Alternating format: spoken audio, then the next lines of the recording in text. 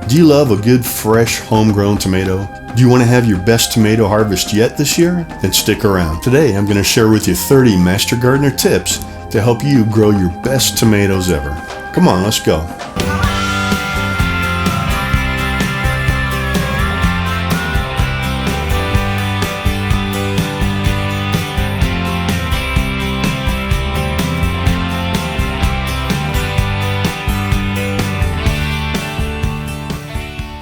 Hey, how you doing today? I'm Rick Bickling. Today in the How Do Gardener, we're talking tomatoes.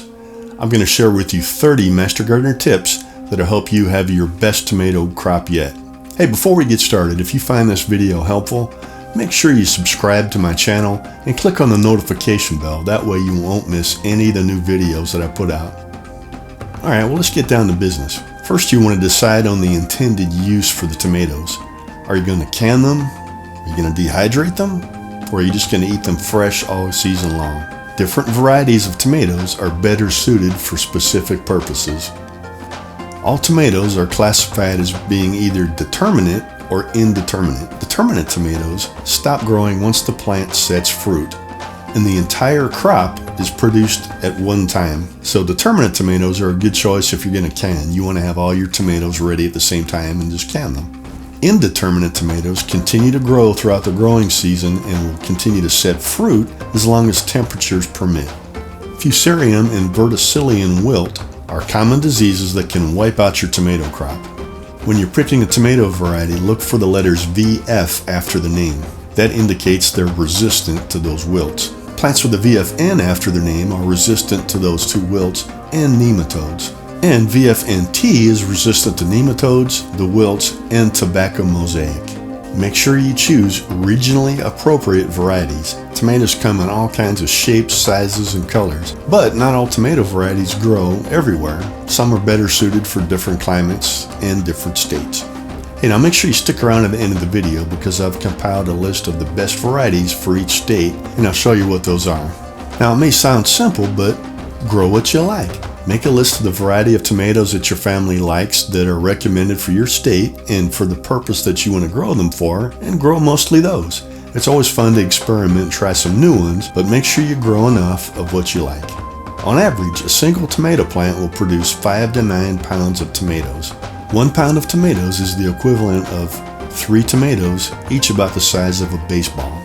Make sure that your resources match your desires. Make sure that the amount of time, money, sunlight, garden area, and sweat equity that you're going to put into your tomato plants matches what you're planning on planting. Remember, a small, well-tended garden or containers will produce more than a large garden that's weed-filled and untended. You don't need a degree in art or an expensive software program to draw a rough sketch of your landscape and garden plan. If you have the original survey from when you bought your house, make a copy of it and use it as a starting point. If not, just make a rough sketch of the footprint of your home or go into Google Earth, do a screenshot, and trace around that. What you want to do is draw in the existing landscape features, the planned garden areas, indicate which way is north, and make a note of any shady or poorly drained areas. Tomatoes grow best in full sun. Make sure you check out my video, Sun or Shade, for a breakdown of the different levels of sun. Tomatoes do best in well-drained soil that is rich in organic matter and with a pH in the range of 6.0 to 6.7, and that has reached a soil temperature of between 65 and 85 degrees. Hey, this sounds simple, but make sure an adequate water supply is available and within reach of your tomato plants. Avoid windy areas. Wind makes it harder for your tomato plants to remain upright and will dry them out quicker. Sounds kind of simple, but remember, avoid septic drain fields. The reason is pretty obvious for this one. Keep your friends close and your tomato plants closer. Make sure you locate your tomato plants near your home where tending it is more convenient. Make sure you don't plant your tomatoes near trees or shrubs. These compete with your tomatoes for nutrients, water, and sunlight. Avoid low areas. Low spots such as the base of a hill or the bottom of a slope are slower to warm up in the spring and will frost over sooner due to cold air settling. So when can you plant your tomatoes? The key date to remember is your last frost day for your area. Make sure you check out my video on last frost dates, in which I tell you what the last frost date is and how to find the last frost date for your area. Tomatoes can be grown from either seeds started indoors or transplants, which you can purchase at any garden center. There's usually a large selection of transplants available at reasonable prices, and transplants are usually the easiest way to start your tomatoes. Select healthy plants that are 6 to 8 inches tall. Check to make sure that the transplants are not root bound. By that I mean make sure the roots aren't sticking out of little holes in the bottom of the pot. Now if you are going to start your tomatoes from seed, make sure you use a light seed starter formula and start your seeds about 4 to 7 weeks before you plan on planting them out in the garden. Now 1 week before you're going to put them in the garden, you want to start to harden them off. What that means is you gradually expose them to the outdoor temperature from their indoor environment. So put them out the first day for maybe an hour or two, put them back inside at night. The next day, put them out for a couple more hours until it's time to plant them. I know tomato plants seem kind of delicate, and this may seem counterintuitive, but you want to make sure you take off the lower stems and only leave the top 2 or 3 stems. What this does is it helps the plant focus its energy into growing up, and by removing those lower branches, you reduce the risk of disease from water splashing up on those. Now, tomatoes are interesting in that they will grow roots anywhere along their stem that's in the soil. So really the best way to help your tomato plants establish themselves and get a good root structure is to do one of two things. Either plant them pretty deep, or you can actually dig a little trench and lay them down. Again, after you remove those lower leaves, lay them in the trench, maybe prop up the part with leaves a little bit, cover up the stem, and in a day or so the plant will be facing upright towards the sun. Plant your tomatoes about 18 to 36 inches apart. This optimizes your planting area while still allowing for good air circulation and proper room to grow. Place a layer of mulch around your tomato plants, but not touching the stem.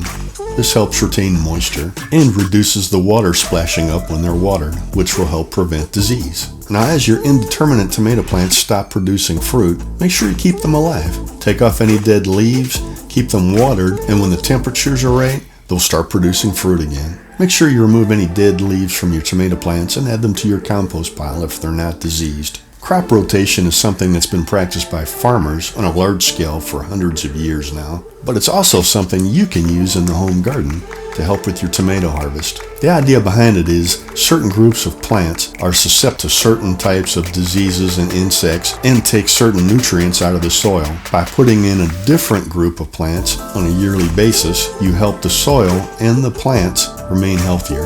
Now, tomatoes are part of the Solanaceae or nightshade family, and this includes tomatoes, peppers, eggplant, potatoes, sweet potatoes, and okra. So wherever you planted those last year, plant your tomatoes somewhere else this year. Hey, don't forget the flowers. When you're planting your vegetable garden and really to help your tomatoes remain healthier, it's important to remember flowers. It's a great way to attract pollinators to the garden, and certain flowers actually repel insects and pests. Marigolds and chrysanthemums are great to plant next to tomato plants to keep pests away. Now, once you've got these planted after the last frost date, make sure you know what your growing season is. Now, although tomatoes love warm weather, once daytime temperatures rise above 95 degrees or nighttime temperatures stay above 85 degrees, tomato flowers will no longer set fruit. But again, like we said, keep the plants alive, keep them watered, and when the temperatures get below that, they'll start producing fruit again. Now in the fall, when temperatures start to fall below 55 degrees, again, the tomato flowers will no longer set fruit.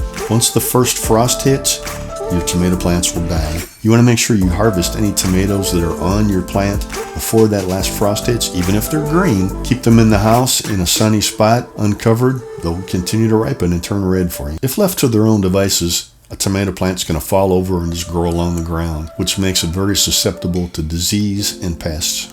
So you're definitely going to want to decide on one of two ways to support it, either a stake or a cage. A tomato plant laying on the ground is a poor use of growing space and makes it more susceptible to disease. Make sure you place the stake next to the tomato plant or the cage around the tomato plant right after you plant it. That'll reduce the chance of harming its roots. If you choose stakes, make sure the stake is at least 6 feet high, if not higher, and the plant should be tied loosely to the stake at 10-inch intervals.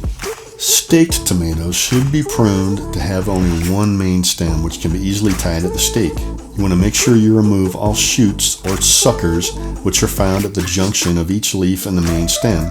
Just pinch them off. If you're using cages, it's probably best not to prune your tomato plants. Just let them develop a heavy foliage cover that will help reduce sun scald on the fruit.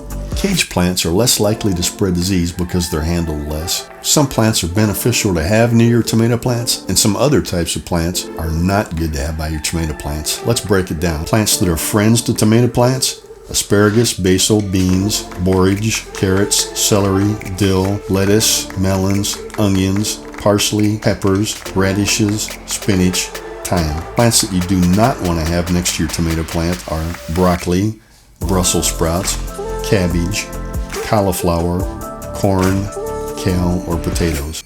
Make sure you keep your garden and your tomato plants free of weeds, as the weeds will compete with your tomato plants for water and nutrients. Don't dig too deep when using a hoe or pulling weeds to avoid damaging the plant's roots. And remember the old saying, 1 year's weed, 7 years seed. Tomatoes need about 1 to 2 inches of water per week, and it's important to keep them in a consistent moisture level throughout the growing season. That'll prevent cracking in the tomatoes. Drip irrigation is always a great way to go, and when you do water, it's best to water in the morning so your plants have the rest of the day to dry out. Fertilize your tomato plants about once every week or two with a good balanced organic fertilizer.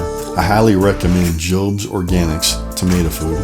It comes in either granules or little spikes that you can just put in the ground around each plant. Tomatoes are relatively hardy, but they are affected by certain insects and diseases. Hornworms are 3-inch long caterpillars that cut holes in the leaves. The best way to control these is just pick them off by hand. Whiteflies are small whitish insects that can be found on the underside of leaves. The best way to control them is just to wash them off with the hose. As far as diseases, again, a lot of the things you do in growing them: keep the leaves trimmed up from the ground, don't splash water, don't handle them too much. That goes a long way to prevent diseases. Now, there are some bigger pests that come after your tomatoes.